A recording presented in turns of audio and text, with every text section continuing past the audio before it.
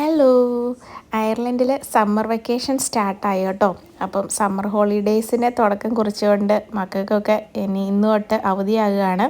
ഇനി 2 മാസത്തേക്കിന് അവർക്ക് സ്കൂളിലൊന്നും പോകണ്ട. പിന്നെ അതിനോടൊപ്പം തന്നെ അവരുടെ സ്കൂളിൽ 2004 തൊട്ട് വർക്ക് ചെയ്ത പ്രിൻസിപ്പൾ റിട്ടയേർഡ് ആകുക. സ്കൂളിന് വേണ്ടിയും പിള്ളേർക്ക് വേണ്ടിയിട്ടും ലൈഫ് ഡെഡിക്കേറ്റ് ചെയ്ത ഒരാളെന്ന് വേണമെങ്കിൽ പറയാം കേട്ടോ. സ്കൂളിൽ എന്തൊരു ആക്ടിവിറ്റി വന്നാലും അതിപ്പോൾ സ്കൂൾ ടൂർ ആകട്ടെ, class assignments, school assignments, projects എന്ന് വേണ്ട എല്ലാ കാര്യങ്ങളിലും പിള്ളേരൊപ്പം തന്നെ ഉണ്ടായിരിക്കും. ഫുൾ ഗൈഡൻസും സപ്പോർട്ടും ഹെൽപ്പുമായിട്ട്. അതുകൊണ്ട് തന്നെ പിള്ളേർക്കും കൂടെയുള്ള ബാക്കി ടീച്ചേഴ്സിനും ഒക്കെ ഭയങ്കര ഇമോഷണലായിട്ടുള്ള കുറേ മൊമെൻറ്റ്സ് ആയിരുന്നു.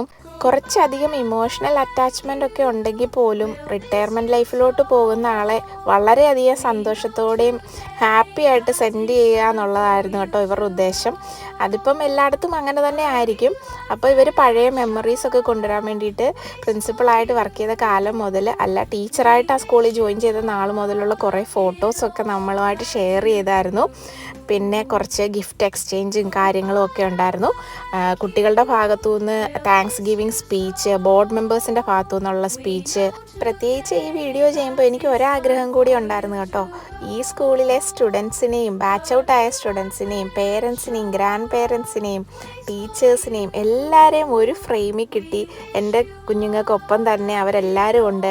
അപ്പോൾ ഇതെന്നും എൻ്റെ യൂട്യൂബ് വീഡിയോയിലെ ലിസ്റ്റിൽ ഈ വീഡിയോ കാണുമെന്നൊരു സന്തോഷം കൂടെ ഉണ്ടായിരുന്നു കേട്ടോ. നമുക്ക് വീട്ടിൽ പോകുക എന്നുള്ളതാണ്. കാരണം അത്രയും ചൂടുള്ളൊരു ദിവസമായിരുന്നു കേട്ടോ.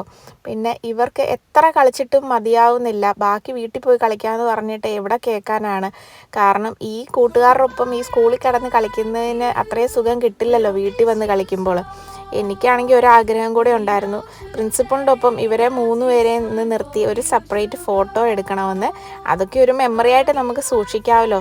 ഫൈനലി ആ ആഗ്രഹവും സാധിച്ചു. ഇച്ചിരി കഷ്ടപ്പെട്ടിട്ടാണേലും ഒരു ക്ലിക്ക് അടിച്ചു കേട്ടോ.